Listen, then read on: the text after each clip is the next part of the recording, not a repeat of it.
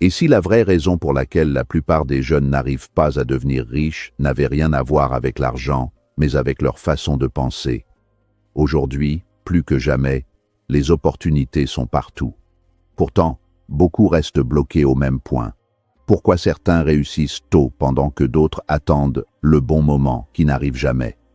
Napoleon Hill a révélé des vérités puissantes sur l'échec, la peur et le succès. Dans cette vidéo, tu vas découvrir ce qui te freine vraiment et comment t'en libérer dès maintenant. Reste jusqu'à la fin, car la dernière leçon peut totalement changer ta trajectoire de vie. Leçon 1. Le manque de clarté dans les objectifs. La tragédie de la jeunesse moderne ne réside pas dans un manque de potentiel, mais dans une dispersion quasi totale de l'intention. Dire que l'on veut réussir est une déclaration aussi vide que de dire que l'on veut voyager, sans choisir de destination, de moyens de transport ou de budget. Pour la majorité des jeunes, le succès est un concept flou, une sorte de mirage doré qu'ils espèrent atteindre par accident ou par une intervention divine. Cette absence de précision est le premier voleur de destin, car l'esprit humain fonctionne comme un mécanisme de recherche d'objectifs. S'il n'a pas de cible claire sur laquelle se verrouiller, il tourne en boucle, gaspillant une énergie mentale et physique précieuse dans des activités triviales qui n'aboutissent à rien de concret. Les riches et ceux qui accomplissent de grandes choses ne laissent rien au hasard. Ils appliquent ce que Napoleon Hill appelle la détermination du but. Ils ne souhaitent pas simplement de l'argent. Ils fixent un montant exact, une date limite précise pour l'obtenir, et déterminent exactement ce qu'ils vont donner en échange de cette fortune. Cette clarté agit comme un laser. Là où la lumière ordinaire se disperse et ne peut même pas traverser une feuille de papier, le laser, par sa concentration, peut percer l'acier. En définissant le quoi, le quand et le pourquoi, il crée une feuille de route mentale qui guide chaque décision, chaque heure de travail et chaque interaction sociale vers un point focal unique. L'absence de direction claire engendre inévitablement la procrastination. Sans un objectif vibrant et bien défini, l'esprit succombe facilement aux plaisirs immédiats et aux distractions numériques. Pourquoi faire l'effort de bâtir un empire quand on n'a pas de vision claire de ce que cet empire représente? Le cerveau choisit toujours la voie de la moindre résistance s'il n'est pas stimulé par une mission impérieuse. C'est ici que se joue la différence entre celui qui dérive au gré des courants sociaux et celui qui navigue avec une boussole. La clarté transforme l'ambition vague en un plan de bataille, rendant chaque obstacle surmontable, car la récompense finale est déjà gravée dans l'imaginaire de l'individu avec la précision d'une photographie. Leçon 2. La peur de l'échec paralyse l'action. La peur de l'échec est sans doute la barrière psychologique la plus dévastatrice pour la jeunesse. Dans un monde obsédé par la perfection apparente des réseaux sociaux, l'erreur est perçue comme une honte publique plutôt que comme une étape nécessaire de l'apprentissage. Cette paralysie résulte d'une incompréhension fondamentale de la nature de la réussite. On imagine que le succès est une ligne droite ascendante, alors qu'il s'agit en réalité d'un chemin parsemé de débris, de faux départs et de corrections de trajectoire. En craignant de se tromper, la majorité finit par ne jamais essayer, s'auto-condamnant ainsi à l'échec le plus absolu, celui de l'inaction. Pourtant, chaque échec contient en lui la semence d'un succès équivalent ou supérieur. Les entrepreneurs les plus prospères voient dans l'échec non pas comme une fin, mais comme une donnée, un retour d'expérience précieux qui indique ce qui ne fonctionne pas. Agir malgré la peur ne signifie pas l'absence de crainte, mais la conviction que l'objectif visé est plus important que le confort de la sécurité. Celui qui accepte de trébucher est celui qui, à terme, apprendra à courir. La peur est une illusion qui s'évapore dès que l'on entre dans l'arène de l'action. C'est dans le feu de l'exécution que se forgent le caractère et la résilience, deux qualités indispensables pour maintenir une position de leader une fois le sommet atteint. Le risque réel n'est pas de lancer un projet qui échoue, mais de passer sa vie à contempler des projets sans jamais oser poser la première pierre. L'esprit qui refuse l'échec s'atrophie, perdant sa capacité d'innovation et sa vivacité. Pour surmonter cette paralysie, il faut reprogrammer sa perception de l'erreur. L'échec n'est qu'un professeur sévère. En affrontant l'incertitude avec une expression déterminée, on transforme l'anxiété en adrénaline productive. Le succès appartient à ceux qui ont le courage de paraître ridicules au début, de commettre des erreurs de jeunesse et de se relever avec une sagesse accrue, car ils savent que le seul véritable échec définitif est l'abandon. Leçon 3. L'absence de discipline quotidienne. Beaucoup de jeunes attendent l'étincelle de la motivation pour agir, ignorant que la motivation est un sentiment éphémère et capricieux.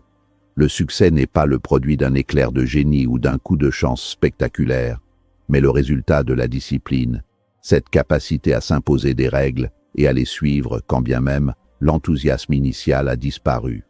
Sans discipline, les rêves les plus grandioses ne sont que des châteaux de sable balayés par la moindre brise de paresse. C'est la répétition quotidienne de petites actions, souvent ennuyeuses et ingrates, qui construit sur le long terme la structure inébranlable d'une carrière réussie. La discipline est le pont entre les objectifs et l'accomplissement. Elle exige de sacrifier le plaisir immédiat pour un bénéfice futur. Dans une société de consommation rapide, cette notion semble archaïque, et pourtant, elle est la clé de voûte de toute richesse durable. Les riches ne sont pas nécessairement plus intelligents, mais ils sont plus constants. Ils se lèvent, travaillent et progressent même les jours où ils se sentent fatigués ou découragés. Cette régularité crée un effet de levier, un intérêt composé de l'effort qui finit par produire des résultats exponentiels après des années de labeur invisible pour le grand public. L'absence de discipline quotidienne transforme le talent en gâchis. Nous voyons partout des individus doués qui ne parviennent jamais à percer parce qu'ils sont incapables de se tenir à un planning ou de terminer ce qu'ils commencent. La discipline est une forme de respect envers soi-même et envers ses ambitions. Elle permet de transformer l'effort en habitude, réduisant ainsi la charge mentale nécessaire pour passer à l'action. Celui qui maîtrise ses routines quotidiennes maîtrise son destin car il ne dépend plus des circonstances extérieures ou de son humeur pour avancer vers ses buts les plus chers. Leçon 4. L'influence négative de l'entourage. L'être humain est une créature sociale dont les pensées, les aspirations et même le langage sont le reflet de son environnement immédiat. Napoleon Hill souligne l'importance du mastermind ou esprit maître, mais l'inverse est tout aussi puissant. Un entourage médiocre agit comme une ancre qui vous maintient au fond, alors que vous essayez de prendre le large. S'entourer de personnes négatives, de critiques constants ou d'individus sans aucune ambition est le moyen le plus sûr de saboter son propre avenir. Leurs peurs et leurs limitations s'insinuent dans votre esprit jusqu'à ce que votre propre vision du possible soit restreinte à leur niveau de confort. Les riches et les leaders choisissent leur cercle avec une sélectivité presque chirurgicale. Ils recherchent la proximité de ceux qui les défient, les inspirent et les forcent à s'élever. Si vous êtes la personne la plus intelligente ou la plus ambitieuse de la pièce, vous êtes dans la mauvaise pièce. Un environnement propice au succès est celui où l'on célèbre les victoires des autres, où l'on partage des idées constructives plutôt que des ragots, et où l'excellence est la norme plutôt que l'exception. Votre entourage doit être le moteur de votre croissance, pas un poids mort que vous traînez par simple nostalgie ou loyauté mal placée. Se détacher d'un entourage toxique est souvent l'étape la plus douloureuse mais la plus nécessaire du voyage vers la réussite. Cela demande un courage immense de dire non aux distractions de ceux qui ne partagent pas vos rêves. En changeant de cercle, vous changez de fréquence vibratoire. Vous commencez à voir des opportunités là où vous ne voyez que des problèmes. L'influence sociale est une force invisible, mais omniprésente, qui façonne votre psychologie de l'argent et du succès. Pour devenir riche, il faut d'abord apprendre à penser comme les riches. Et cela n'est possible qu'en s'imprégnant de la philosophie de ceux qui ont déjà parcouru le chemin. Leçon 5. Le manque de foi en soi. La foi en soi est le moteur thermique de toute entreprise humaine. Sans cette certitude intérieure que l'on est capable d'atteindre l'objectif fixé, L'individu est vaincu avant même d'avoir livré bataille.